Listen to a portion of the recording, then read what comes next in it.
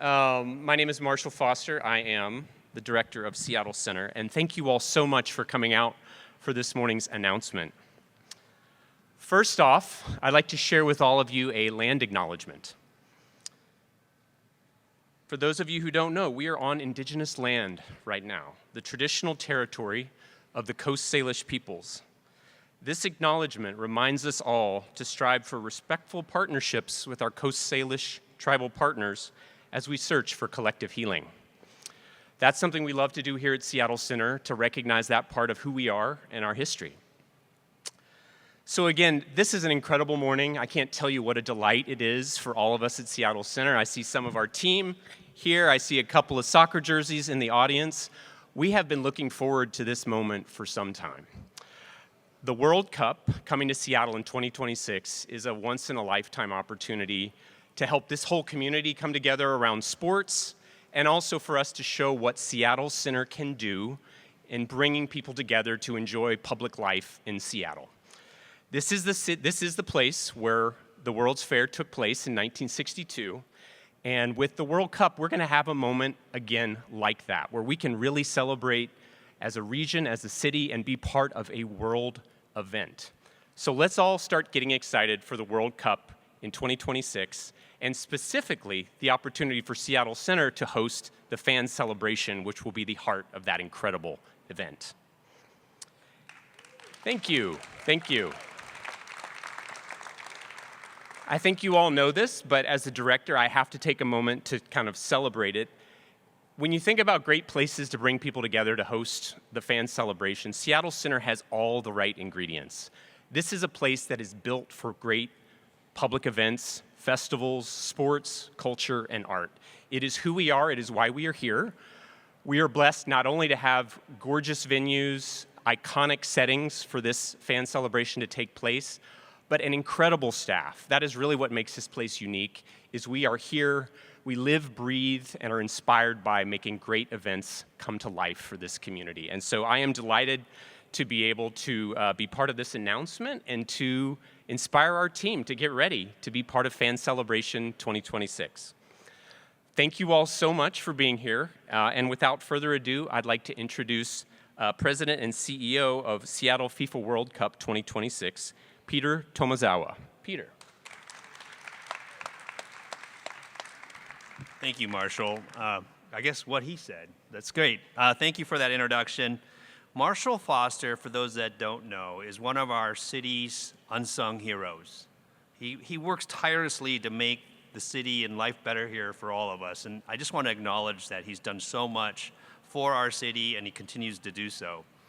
You know, as they say, it takes a village. I know everybody kind of talks about that, but it truly on this project takes a village. And I want to spend a couple seconds acknowledging some folks that have been very, very helpful to us. I see Deputy Mayor Wong here, Deputy Mayor Burgess, Deputy Mayor Emery, Deputy Mayor Washington. Thank you for your support. King County has been a great partner, so thank you, King County Executive Dow Constantine, for all your support. It's been tremendous. And we greatly appreciate the City Council and City Council President Sarah Nelson. They have been so tremendously supportive of this project, and none of this comes together without any of them. I see in the audience Seattle Sports Commission CEO Beth Knox. She's incredible. She drove the bid to get here, to get us to this point. She continues to do amazing work at the Seattle Sports Commission. She is the chair of our efforts here, and so one of the co-chairs, and she's done a tremendous amount of work. We have Visit Seattle Tammy Canavan sitting here, but also Kelly Sailing. I'm not sure where there you are.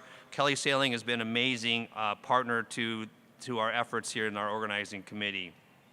And just as many of those unsung heroes like Marshall, we've got Governor Inslee, the state legislature, Governor Locke, former Mayor Durkin, Fred and Maya Mendoza. Fred's sitting here. He never wants to be in the light, but I'm sorry you are, because you've been tremendous. Katie Garrow of MLK Labor. I don't know where you are, but she's been amazing. Oh, she's right up there. Sorry, that's why I wasn't seeing her. She's been fantastic. And our legacy partner, the Puyallup Tribe of Indians, have been amazing, none of which we could have done any of this without their support. Our staff here has been amazing. John Wilson, from Kale Gates has been nothing short of phenomenal, giving us amazing amount of legal services in the bid and during the process here. Felipe Mendez, who's joined us as the Chief Legal and Administrative Officer, and Kawasaki Romero, Chief Operating Officer, and April Putney, our Chief Strategy Officer, and John Diaz, our Chief Security Officer, have all really kicked in to make this thing as amazing of an event as possible. And also I see Gary Wright is in the crowd. Gary Wright is a legend, and he's joined us to be our communications chief, and so thank you, Gary, for all the effort you've done. Your name is on the press box at the Lumen Field for a reason, and we're honored to have you in our presence every week as we plan this event. Yes, we will be hosting the World Cup. It's the world's largest unification event, and in 2026, it's coming here. But our mission, my mission, our group's mission, is well beyond just hosting 6 matches in the summer of 2026. We're here to maximize the community benefit and the social impact for this event coming to our great state and our great city. And so one of the biggest decisions we have to make is where we're actually going to host the fan celebration. The fan celebration will have 20,000 to 30,000 folks per day come through, and it's going to be as much a part of the World Cup as the matches at the stadium will be. And so I will say the following is we're very pleased today to announce that the 2026 World Cup Fan Celebration will be held right here in the Seattle Center. As Marshall alluded to, the Seattle Center is a legacy of the '62 World Cup. I love that the 26 World's Fair, I love that the 26 World Cup will extend that legacy to beyond for decades to come. I'm a numbers guy, so I love that kind of 62 to 26 flip. And I don't know why that kind of thing really means a lot to me for some reason. 6 plus 2 also equals 8. That's a lucky number in Asian society, so that also means a lot to me. The 62 World's Fair is been a tremendous thing for the city. I can't wait to see what happens in 26 for the World Cup coming here. Gloria Connors and her team at Connors and Company will be producing the event, and so she's been a tremendous resource in our planning in terms of how we're going to get this accomplished. The Seattle Center will serve as the north access point if you think about our activation around the city. So the stadium will be at the south, the Seattle Center at the north. To the west, we'll have the new waterfront park in Elliott Bay. And as I promised Mayor Harrell, we will activate the city core by having activations at Westlake Park, Seattle City Hall Park, Pioneer Square, and the CID, and back to the stadium. The discussion that Mayor Harrell and his office and our team have had is around how do we activate Seattle? And how can we use the World Cup to do so? And that's what we're intending to do with this plan. And none of this could have happened without the fantastic support of Mayor Bruce Harrell himself. None of it. And so thank you for that. His vision of One Seattle, his leadership, and has been amazing. And we're really, really excited to continue to do this work with the city, with this announcement of the plan to have the fan celebration here at the Seattle Center. And with that, I'd like to ask Mayor Harrell to come up and give us a few words. Thank you. Thank you, Peter. Peter left me absolutely no one to thank. Thanked everyone.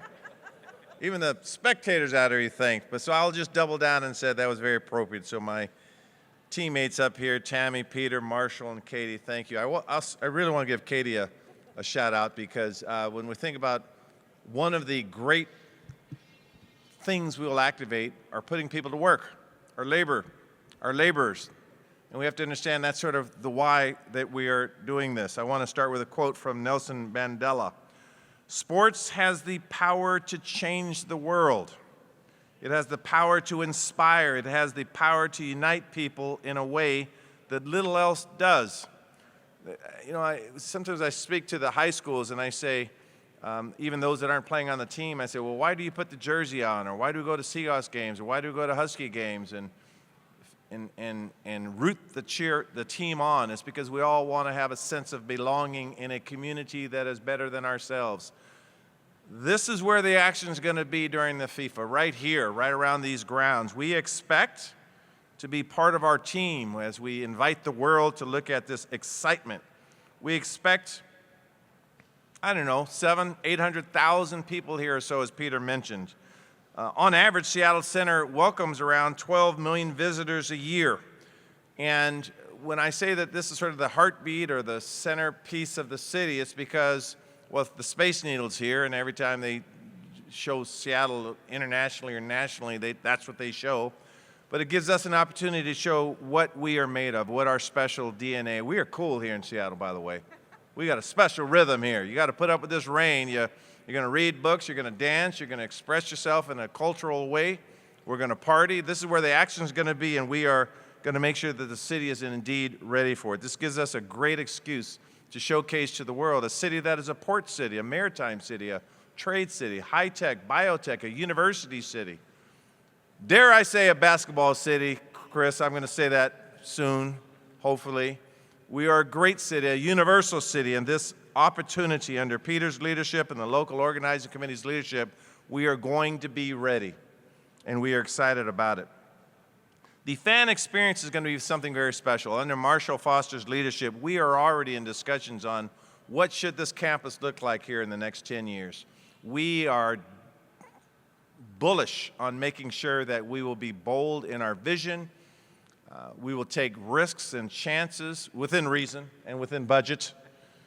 But we will be bold and daring. And again, this FIFA experience, having the fan experience here, get ready to have a great party. And my job will be, quite frankly, to make sure it is safe and it is accessible. And all of the forms of transportation are here, whatever the mode you should be. Our job should be to make sure that our workers are treated respectfully and politely. Our job is to make sure that the rhythm here during this great fan experience, during these exciting games, is inviting for the entire world. Here, we're not afraid to talk about race and social justice and our role in the international world. One thing that I'm particularly proud of is that Seattle FIFA World Cup 26 will establish a business opportunity zone for local small and BIPOC, Black and Indigenous people of color-owned businesses here.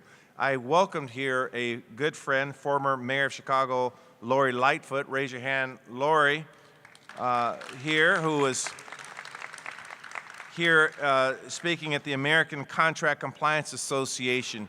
Here in Seattle and here in this state, we embrace diversity, and we understand that some businesses, that is our responsibility, indeed our opportunity, to make sure that they enjoy the piece of the pie as well as we all succeed. So we're going to be very aggressive in making sure our local small and BIPOC businesses share in this joy.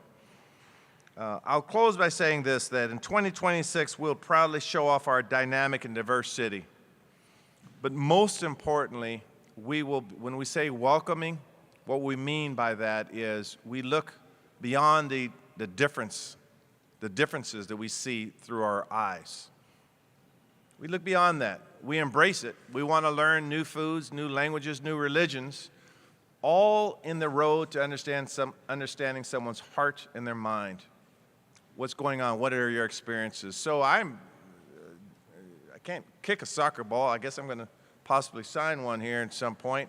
I can't kick a soccer ball. I couldn't even kick a football when I played, but I know how to shake someone's hand and I know how to hug. And so we're going to do a lot of handshaking, a lot of hugging.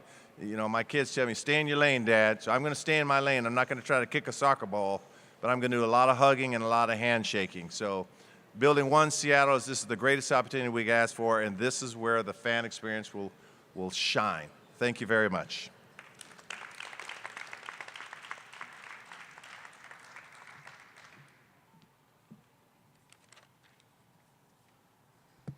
Good morning.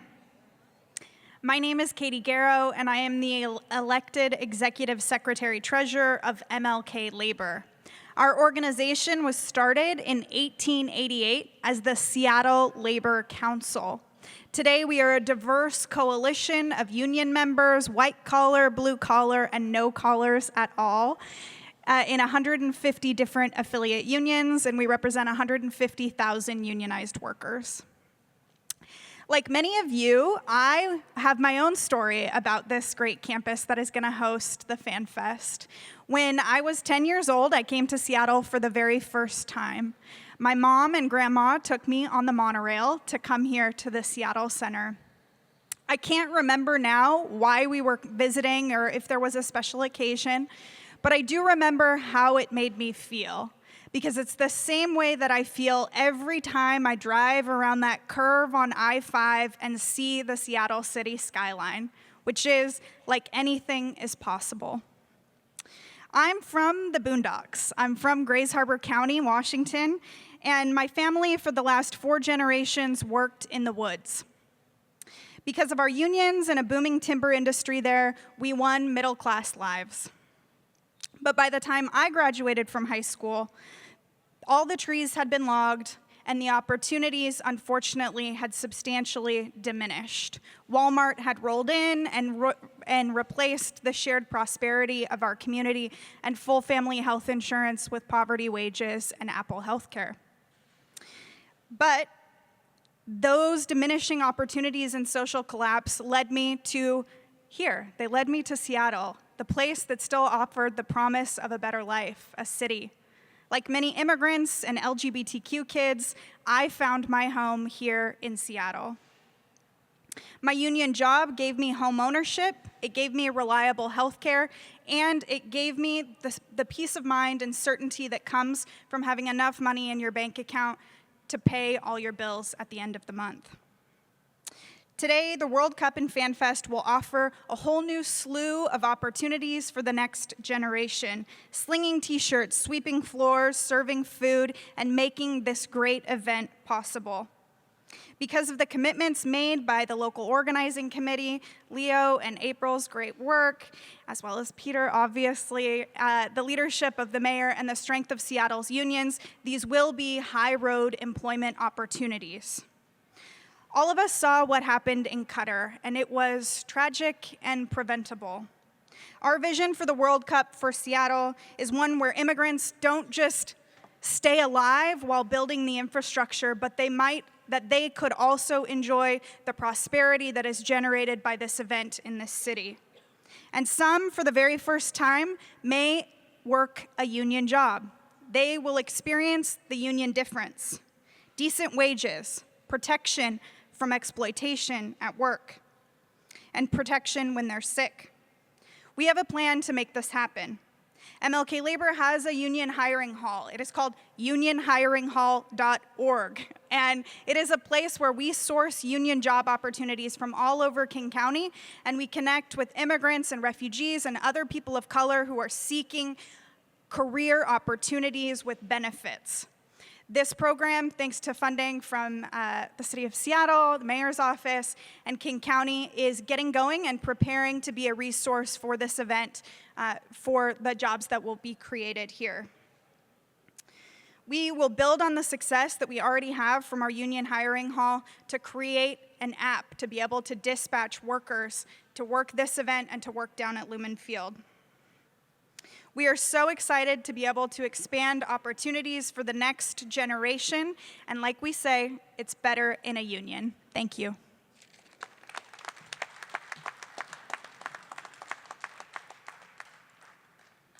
Okay, home stretch.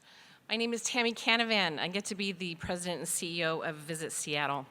Thank you, Peter, and Seattle 2026 Local Organizing Committee for inviting me here today. What a momentous occasion as we continue to prepare for what is sure to be a milestone event in Seattle's history. We are incredibly proud to have been a part of this from the beginning. The 2026 FIFA World Cup promises to be a transformative event for Seattle, and indeed, many of those transformations are already underway. As we prepare to host sports fans from around the globe, our city is committed to enhancing the visitor experience. SeaTac's unveiling of the new international arrivals facility in 2022 and increased airlift ensure that overseas visitors are going to enjoy an expedient entry into Seattle, while upgrades and additional terminal infrastructure will enhance the domestic flyer experience. The ongoing waterfront redevelopment will reinforce Seattle's walkability, one of our city's greatest assets that sets us apart from many other host destinations. Extending from the hotel core through Pike Place Market and down the scenic promenade, fans attending a match will enjoy stunning vistas of the Olympic Mountains and Elliott Bay as they make their way to Lumen Field. Sound Transit's continued light rail expansion will quickly and sustainably shuttle fans to Westlake Center, where they can easily transfer to the Seattle Center monorail en route to Fan Fest right here. And over the last 5 years, we've increased our hotel room inventory by almost 1,500 rooms, with another 320 set to come online ahead of the tournament. Crucially, the location of a vast majority of these rooms will allow fans to walk or take direct modes of transit to both Fan Fest at Seattle Center and to the matches at Lumen Field. Seattle's recent run of marquee sporting competitions and concerts and conventions firmly establishes our destination as one that is eminently capable of not just hosting these events, but also of infusing the city's distinct flavor and community into the surrounding activations. We pride ourselves on showing off what makes this community special. During these key moments, our city leadership, our business owners, our 68,000 hospitality workers, and creative economy come together in the spirit of mutually beneficial collaboration to showcase Seattle as the world-class destination it is. These partnerships are energizing, regenerative, inspiring, and leave a lasting impact on the community that extends well beyond a group's time in Seattle. We encourage all of those traveling to Seattle for the World Cup to enjoy our destination to the fullest when they're not cheering on their team. Explore one of our 3 surrounding national parks. Sample the culinary offerings of the Chinatown International District following a match. See the sights from above on a float plane tour, or take to the water for a kayak excursion at sunset. Our team stands ready to help visitors make the most of their time in the Emerald City. Ultimately, our goal is to foster an enduring connection between visiting soccer fans and our community. For many, this is a once-in-a-lifetime experience, and we want Seattle to be an integral part of these memories that people keep forever. I look forward to joining all of you here in 2026. And now I invite my colleagues to come join me here. Okay, if we have any questions from the media. Oh, Q&A. Go on.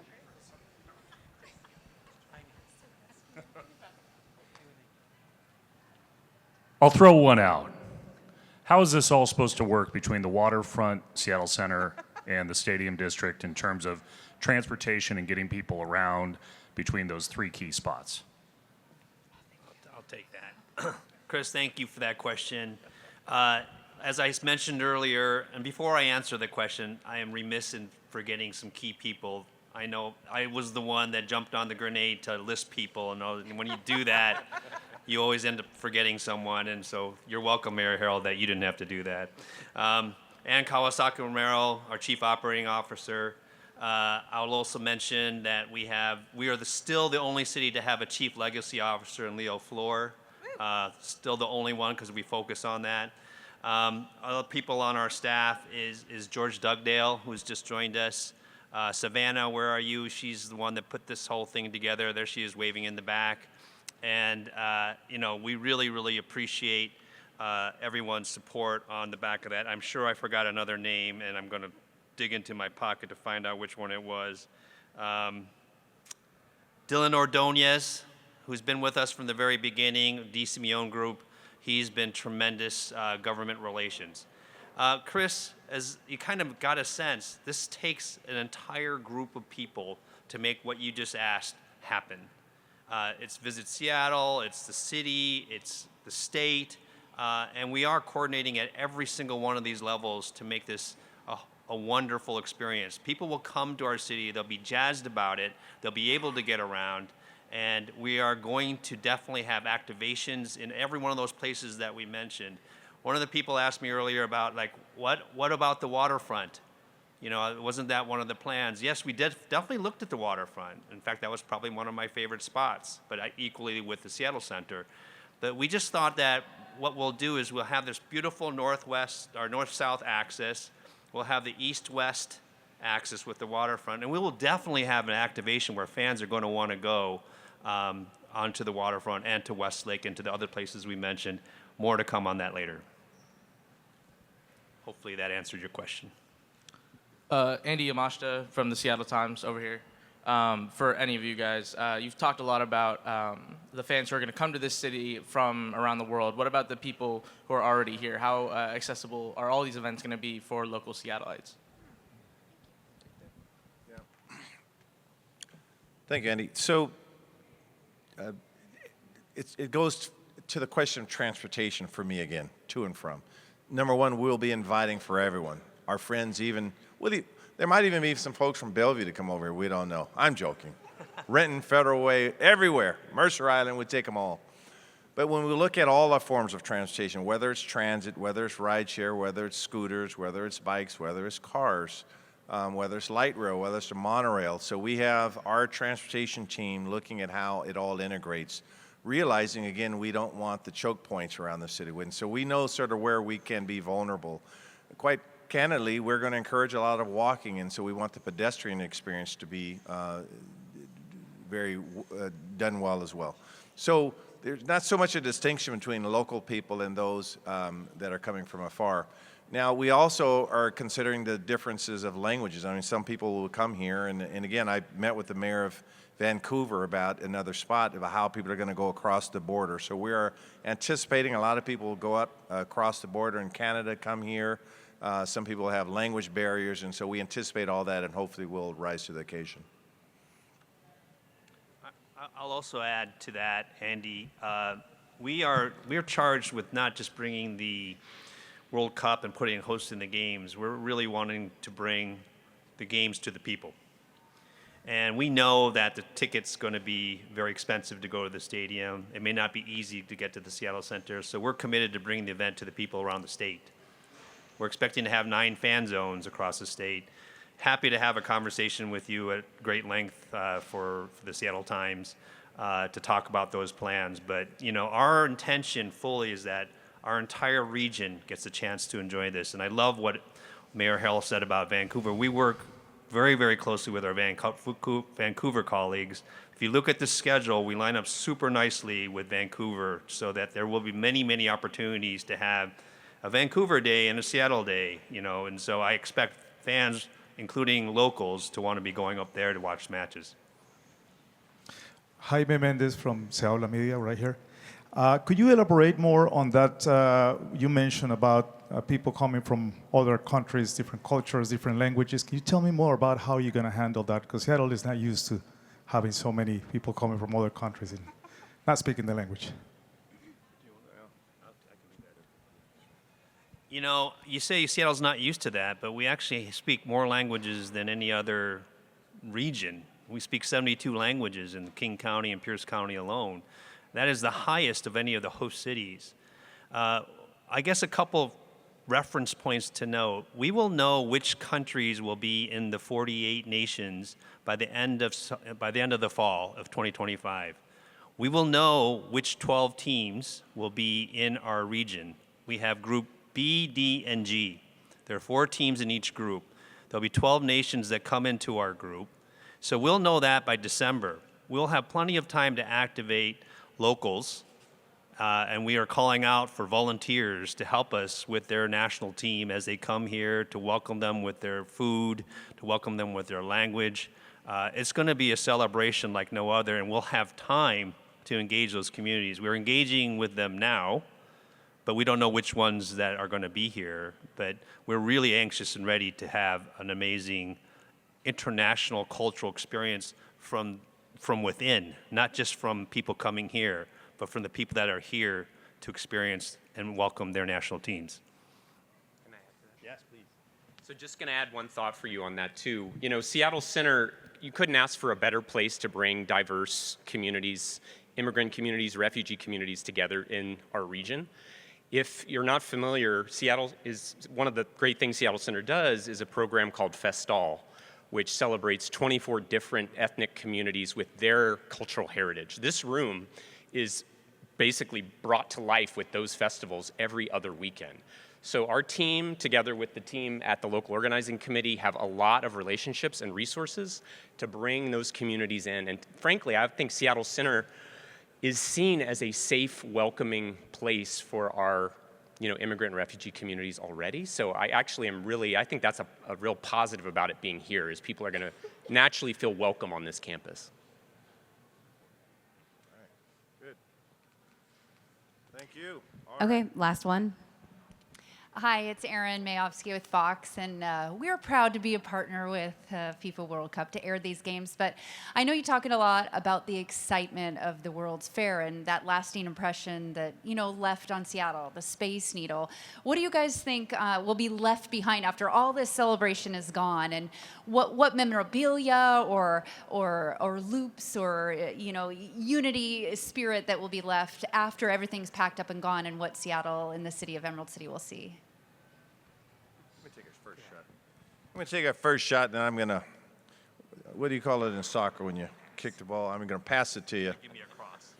So when we hosted the All-Star game here, the Major League All-Star game here, we have now several remnants of that. One good example being on Rainier Playfield. We had millions of dollars of improvements on one of our parks where the kiddos can play, and they play multiple games down there, one of our playfields. Early in the organizing effort, when Peter started to really articulate his vision, that was our conversation. Westlake Mall, for example, I think it will be permanently changed in terms of an area that we are trying to activate. So I know that we are, in the waterfront as an example, we talked about how can we leave the sort of the FIFA DNA around the city so people could come back hopefully year after year to celebrate this incredible event that will take place here. So that's more to be determined on what that looks like. And this is probably not a politically correct analogy. I get in trouble when I say this, but I'm going to take a little stab here. I use the expression of I didn't want the circus to come to town, and then they pack up the tents and they leave, and all you see are peanut shells at the end of the circus. We want to see the lasting remnants of that, and maybe, Peter, you could talk a little bit more about that. But that, quite frankly, is one of our reasons for bidding on it to begin with, to make sure that it has a lasting impression. Peter? Yeah, that was a great cross. That's what we call that in soccer, a cross into the box. I just have to now head it into the goal, even though I'm too short to head normally. but the legacy piece of this is absolutely critical. It's the reason why we actually even are standing here doing this job. It's not about the 6 matches in the summer of 2026. We have amazing opportunities. One of them being the U.S. men's national team will be here on June 19th. We already have a committee set up for a Juneteenth celebration.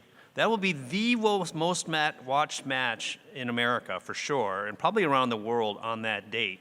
There are only 2 cities that got a Juneteenth and a Pride match. That was Boston and ourselves. We sold to FIFA that we are the city of inclusion. They rewarded us with the Juneteenth and the Pride matches. But on top of that, we're the only city outside of LA where you can watch the U.S. men's national team, right? And that will be held on Juneteenth. So we'll have this massive platform to be able to expand upon that. The other things that we're working on, this is why we have so many quiet, unsung heroes, is we're building fields for kids. We just opened up the very first with our partners at the Rave Foundation, which Fred Mendoza is chair of, over at the Sounders, the very first indigenous pitch with the Puyallup tribe of Indians. They have decided, because of the excitement over being part of the World Cup, to make soccer a varsity sport at the Chief Leshai School for boys and girls, and that will start this upcoming spring. You want to talk about lasting impact, that's amazing. We're growing the game in places where it hasn't been grown before. We're making investments into the community. Hopefully we'll be announcing very shortly some very significant MOUs, LOIs, whatever you want to call them, with very significant organizations around town. So we're not going to divulge everything today. Otherwise, I feel like then there's no reason ever to come back. So I'll just tease out that we are definitely working with organizations, but our 6 pillars are around community, culture, and children, human rights, accessibility, and sustainability. We have teams of people working on all these things, and so more to come. Great question, Aaron. I love that question because it's what it's all about, but we'll be divulging those over the course of the next few months. All right. Good. All right. Let's. Okay. We'll let you sign first. All right.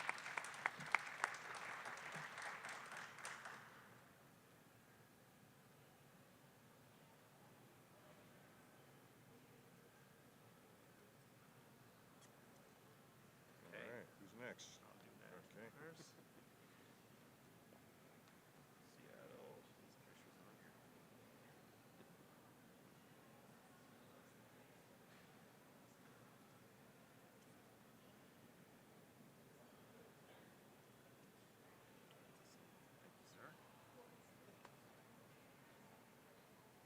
Lefty over here, of course.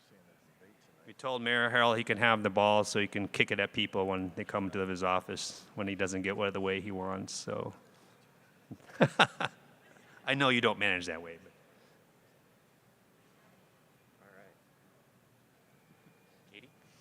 Sir? You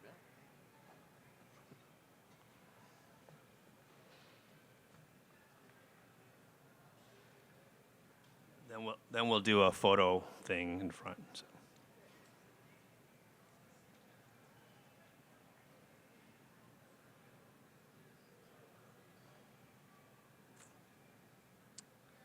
While we're finishing up, I definitely want to invite everybody to kind of take a look at some of the renditions and drawings that we put together on what the Seattle Center will look like in 2026. That's over to the right of the stage. And thank you, Gloria, if you're here. I don't know if she's actually here.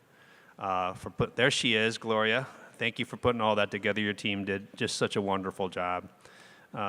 Gloria has worked with the Sounders, with the Seahawks, with every organization around town, including the non-sports organizations, but I'm just know her from sports, and she's just a wonderful resource and a great friend. So thank you. All right. All right. Take a picture.